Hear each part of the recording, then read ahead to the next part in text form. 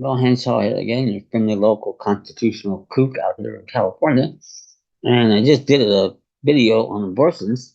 And for crying out loud, I didn't think to talk a lot about abortion in that video. That's some other very related issues. You're going to love all of it.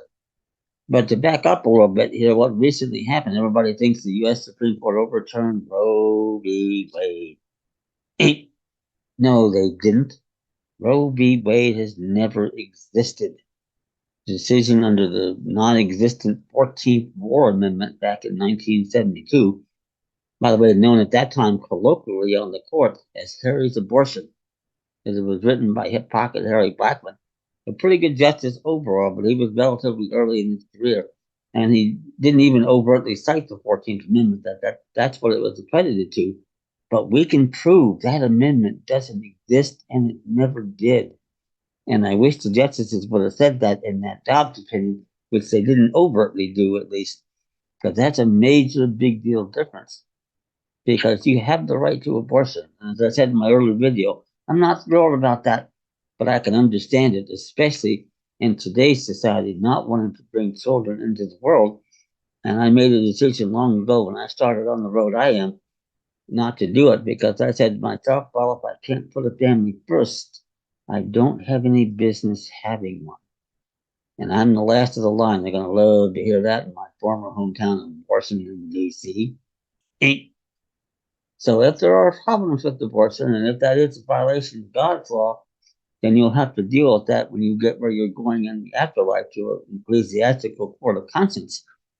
That's where the justice gets handed out, if in fact that's any problem at all. So we'll see about that.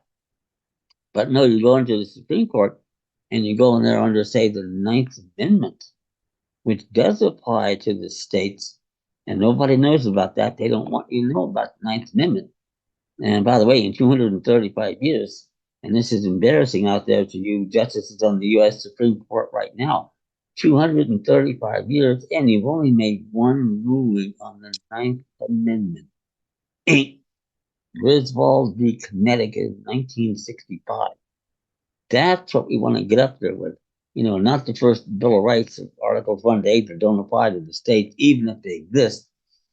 That's irrelevant. That's a due process BS they're trying to shove down our throats. But there's no definition of due process. They make it up as they go along as to what that is. And then they violate all your rights and you try to file a suit against them. And they throw you out without even a court hearing because the other side invokes judicial immunity, whether in whole or in part. And the case gets thrown because they're acting in an official capacity. No, they're not.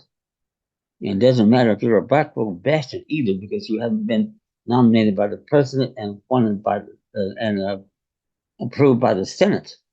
None of that's happened for the last 140 years. That's how good it is for us when you understand the real issues. So you go in there with either the Ninth Amendment or Article 1, Section 10, which guarantees that we have an unlimited power to contract. And that means we can go in there to a doctor if you're in that condition and want to do it. Or today's there's some artificial ways they do it. I'm not fully up to speed on it, but you can do that also. And like I say, I'm not thrilled with the concept, but I get it. I wouldn't want to bring a kid into this world today either. And I made that decision 40 years ago, by the way. When I started out doing this, I realized how important. And a good video, by the way, to watch on that subject is called John Adams. And it's a really good, it's not about him as president. I wasn't thrilled with him in the White House, but this is before when they were over in France. He was there with Franklin and Jefferson trying to get money and help from the French government so we could break away from England, and become the United States. Now, these men weren't idiots at the time. They were among the elite. And when they were there, they must have known. Because there are people who think we got sold out with the Treaty of 1783, and they may be onto something. That's for another video, but I'm just mentioning it in passing now. So guess who signed that agreement, that treaty? King George III, King of England. No problem. King George III, King of Ireland. No problem. King George III, King of France.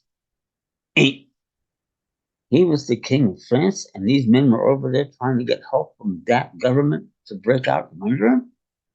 Bro, there's a whole big box of stories here that we have to tell. And by the way, I'm going to Southern California here to make some more professional looking videos, and I may actually get to videos of this type and explain to you, especially in concert with the works of Dan Brown, like the Da Vinci Code, by the way. And that was a great movie by Ron Howard.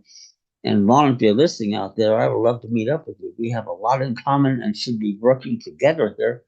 And I go as far back with you as all the way back to Hermione Gingold, crying out loud, in 1962. So we have a lot in common.